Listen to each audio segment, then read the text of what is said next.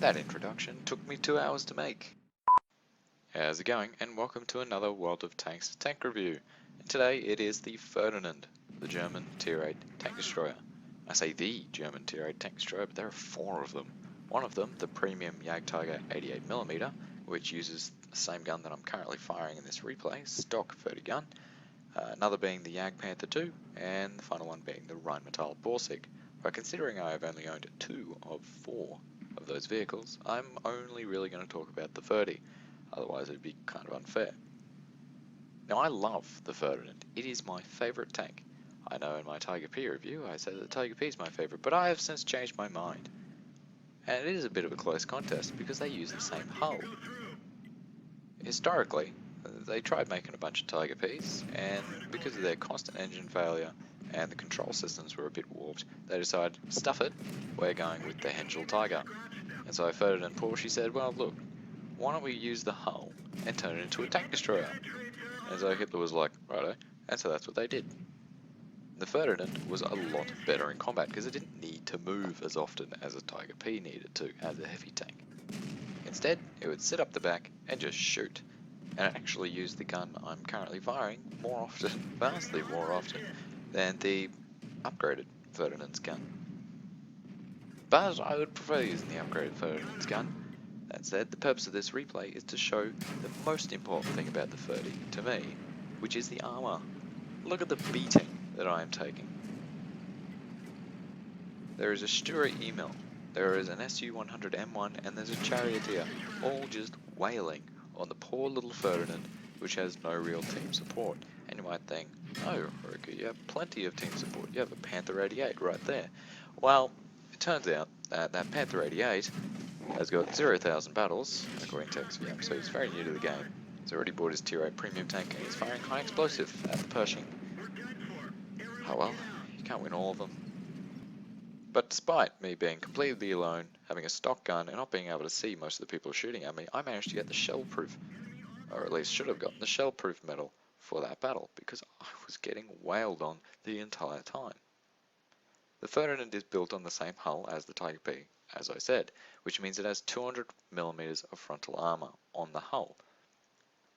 The upper casement, however, is not like the Tiger P's turret and all the rest of that, because, well, where were all the weaknesses on the Tiger P?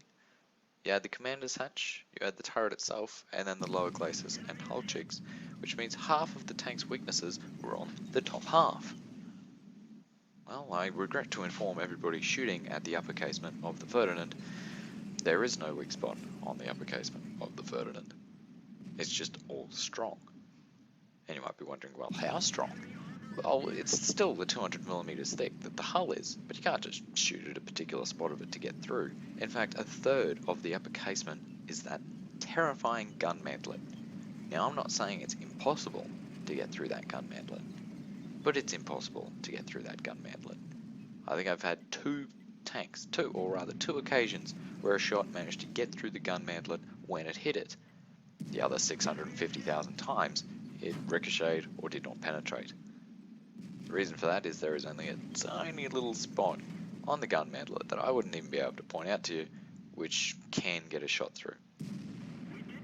That shot really did just track them. Yes, it happens. Now in this replay, I'm using the upgraded gun, and that guy just ducked in front of me again, which is actually really good. The 128mm gun on the 30 has 246mm of penetration, about a 12-second reload, and it does 490 average damage. That said, the stock gun isn't that bad itself. The stock gun being just the German gun. I call it the German gun because there are so many tanks in around this tier on the German tech tree that can at least have this gun. The Tiger, the Tiger P, I think it's the Tiger 2 stock gun, the VK4502A, the Jagdpanther, the Nashorn, the list goes on.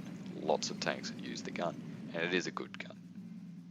But in tier 10 matches, which the 30 does find itself in, you wish for a little bit more, and that is what the upgraded gun of the Ferdinand is. Now if you're using XBM, it'll tell you that the name of this tank is the Elefant, because towards the end of the war, they came out with an upgrade, to the suspension because the suspension was crap. And they thought, well, because it's really big, let's call it the Elefant. And that's a fantastic name, and I really enjoy it when I see Elefant written in the leaderboard, thanks to XVM. Another thing that should be said is, although it also has very strong armor, it's very, very heavy. Elefant, 70-ton tank, it fits, if you ask me. So giving an IS-3 a bit of a ram like that, not much of an issue. The main problem with the Ferdinand, or rather to me the only problem with the Ferdinand, it's not the gun, not in any way the gun. It's not the armor. The armor's fantastic. It's the maneuverability. It's pretty much a given. With a non-turreted tank destroyer, it's going to turn very slowly. But the Ferdinand, although it is its weakest point, it's not the absolute worst thing about. Oh, sorry, it's not the worst tank destroyer in terms of this. It has an above average traverse, it's not so bad on different terrains, and, well, if you're in a city, for example, you turn quite fast. It's only when you get onto the rotten terrain that that happens, and holy crap, that IS-3 nearly hit me again. The rate of fire is what makes it really good, because although there are other tank destroyers which have a lot more damage, for example, the fully upgraded Rheinmetall Borsig, oh damn, I mentioned it, the T-28, the ISU 152, they have much more damage, but they have a poorer reload. I actually think the T-28 is a faster reload and less damage, but that's whatever.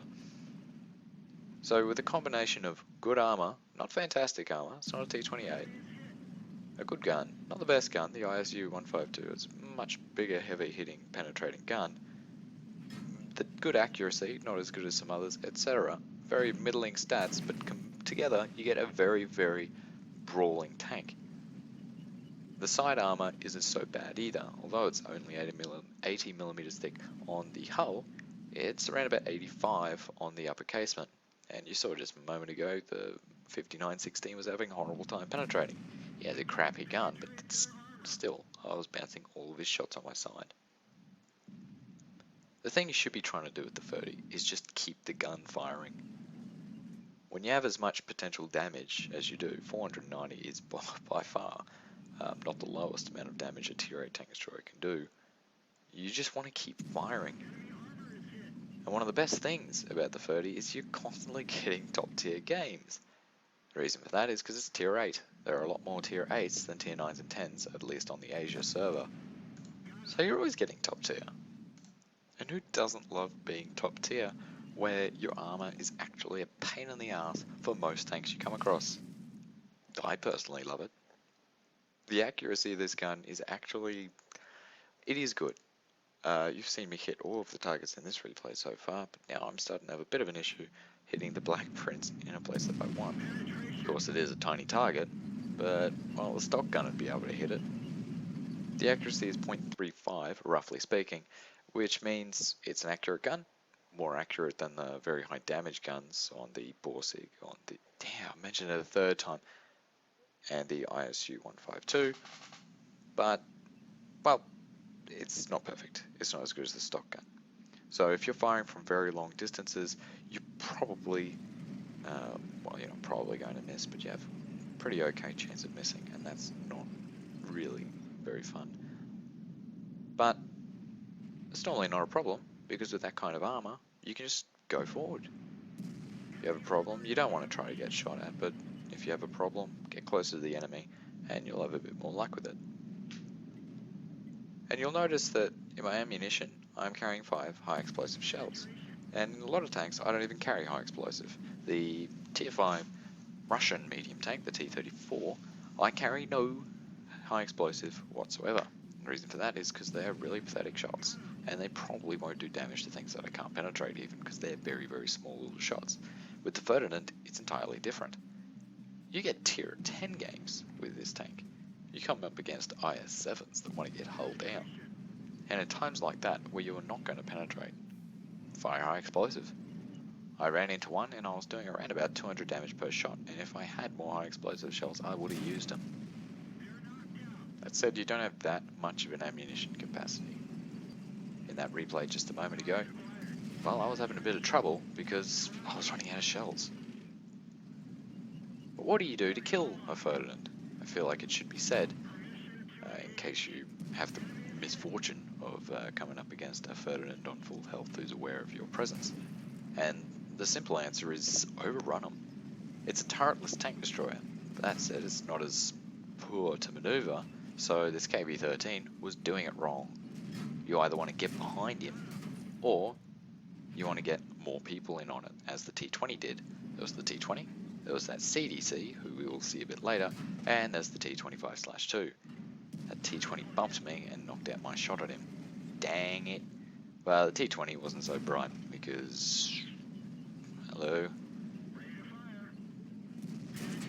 But I did get my ass kicked here, and that's because there were too many of them for me to fire at once. The rate of fire is good, the damage is good, the penetration's good, and I'm heavy enough to do a little bit of round damage when that KB-13 was getting around me. But, yeah, I can't take that many people on. Now this is the Ace Tanker replay, but I am running out of footage, and this is the replay that I'll be displaying for how to get Ace Tanker. Now in the replay on Live Oaks just before, I also got Ace Tanker, but loads of that was from spotting damage, because turns out I was spotting absolutely all of those enemy tanks. Wasn't intentional. This one is much closer to being a regular Ace Tanker match, or rather a low experience Ace Tanker match, so that's what I'm going to be using. There are a few more things I should mention. The Ferdinand always plays in lanes or in cities, places where you can only be shot from the front or the back, preferably only the front, but well, you can't pick situations that particularly. So you can hide up the back. It plays potentially like one of those cowardly tank destroyers, sitting up the back, trying not to get shot. But the Ferdinand, with all that armor and with more health than I think all tank destroyers of the same tier, you're kind of wasting it. And the accuracy isn't that good. You should close the distance and be useful to your heavies, because the Ferdinand is a heavy tank destroyer. Go for it, get involved. But you have to choose those situations so that you're only being shot from the front, so you can control the situation. It's also very hard to get marks of excellence in this tank. Things like the M4, the Panzer IV, the T-34, in 2 out of 3 of those tanks, I have 2 marks of excellence, and I didn't really work very hard for it. But in the Ferdinand, I think it was 2 days ago, I got my 2nd mark of excellence, and it took me so long. It's well over 300 battles. And the reason for that is because it's actually kind of hard to play badly in this tank. It's got a great gun, it's got great armor, it's not that slow, it gets good matchmaking. It's a bit hard to do badly in it, and I'm not that good at it. But altogether, I love the Ferdinand. The Ferdinand is definitely my favourite tank. Now I guess that'll only last as long as the time it takes for me to review a better tank, but whatever. For now, the Ferdinand is my favourite tank, because I always do well in it. Anyway, I think that does it for my Ferdinand review. I hope you enjoyed it. If you feel like I could have done something better, please tell me. I'd love to know. Anyway, hope you enjoy the rest of the replay. Penetration.